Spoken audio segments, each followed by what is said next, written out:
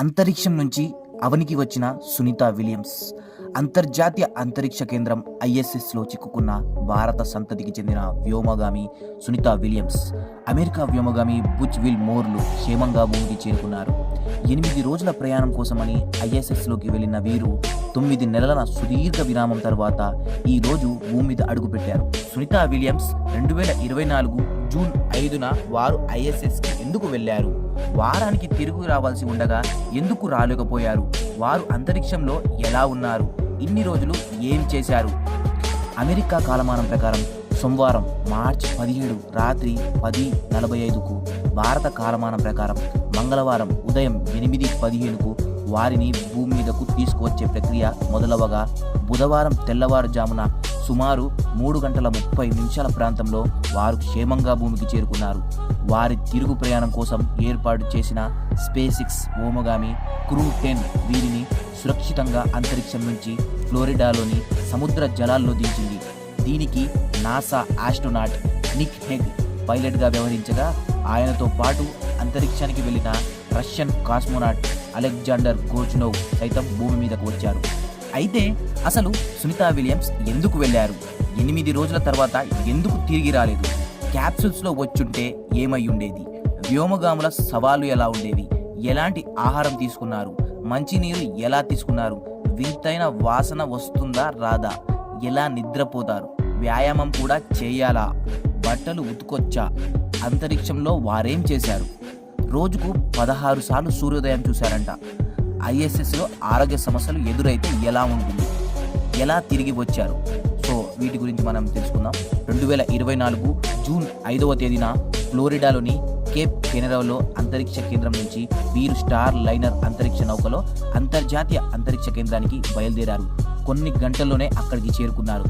8 రోజుల తర్వాత ఎందుకు తిరిగి రాలేదు అంటే, జూన్ 14న వీరిద్దరూ భూమికి తిరుగు ప్రయాణం కావాల్సి ఉండగా, స్టార్ లైనర్ వ్యోమ నౌకలోని థ్రస్టర్లలో లోపాలు తలెత్తాయి.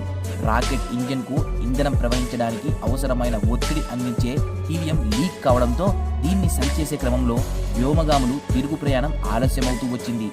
వ్యోమగాములను ఈ నౌకలో తిరిగి భూమిపైకి తీసుకురావడం సురక్షితం కాదని నాసా భావించింది.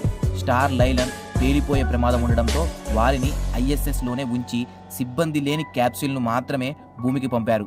దీంతో బోయింగ్ స్టార్ లైనర్ సెప్టెంబర్ 7, 2024న భూమికి తిరిగి వచ్చింది. అప్పటి నుంచి సునీత విల్మోర్ అంతరిక్ష కేంద్రంలోనే ఉండిపోయారు. క్యాప్సూల్లో వచ్చుంటే బోయింగ్ ప్రత్యర్థి సంస్థ అయిన స్పేస్ ఎక్స్ తయారు చేసిన వ్యోమ నౌకలో వీరిని తిరిగి తీసుకురావాలని నిర్ణయం తీసుకున్నాకే స్టార్ లైనర్ను భూమికి తిరిగి పంపారు. క్యాప్సూల్లోని సిబ్బందితో సహా పంపి ఉంటే గతంలో వ్యోమగామి కల్పనా చావ్లా కోల్పోయిన విషాద సంఘటన మరోసారి పునరావృతమయ్యేదని నాసా అంచనా వేసింది. అందుకే ఈ నిర్ణయం తీసుకుంది.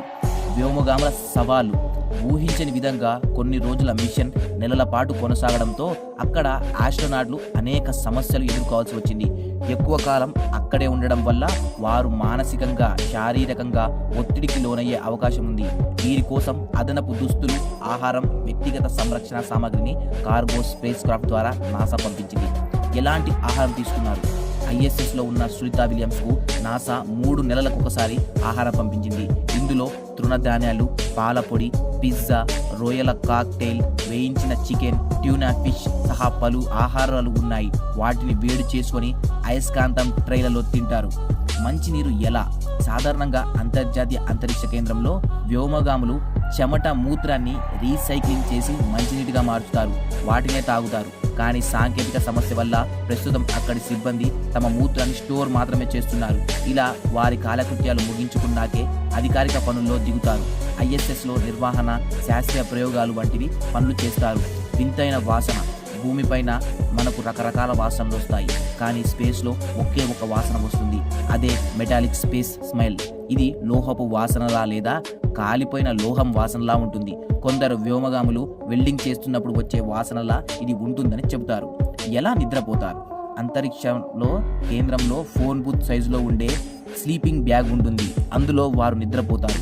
ఐఎస్ఎస్లో కంపార్ట్మెంట్స్లో ల్యాప్టాప్లు కూడా ఉంటాయి. ఇవి తమ కుటుంబ సభ్యులతో కాంటాక్ట్లో ఉండటానికి ఉపయోగపడతాయి.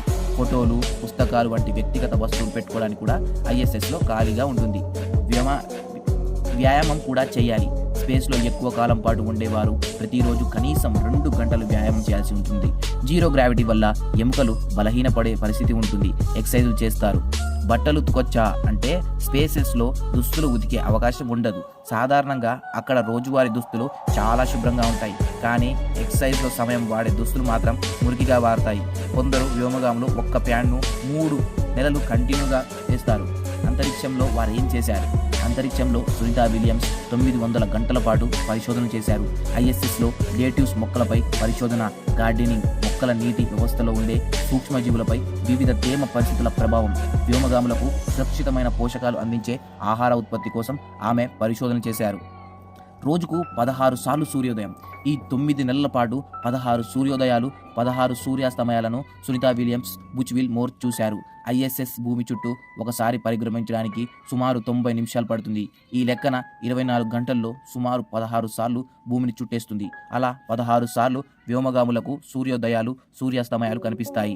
అలాగే ఐఎస్ఎస్ నిర్వహణ, పాత పరికరాలను రీప్లేస్ చేయడం, పనికిరాని వస్తువులను భూమికి పంపడం వంటివి చేస్తారు. అసలు ఎలా తిరిగి వచ్చారు? అంతర్జాతీయ అంతరిక్ష కేంద్రం ఐఎస్ఎస్లో చిక్కుకున్న సునీతా విలియమ్స్ను భూమి మీదకు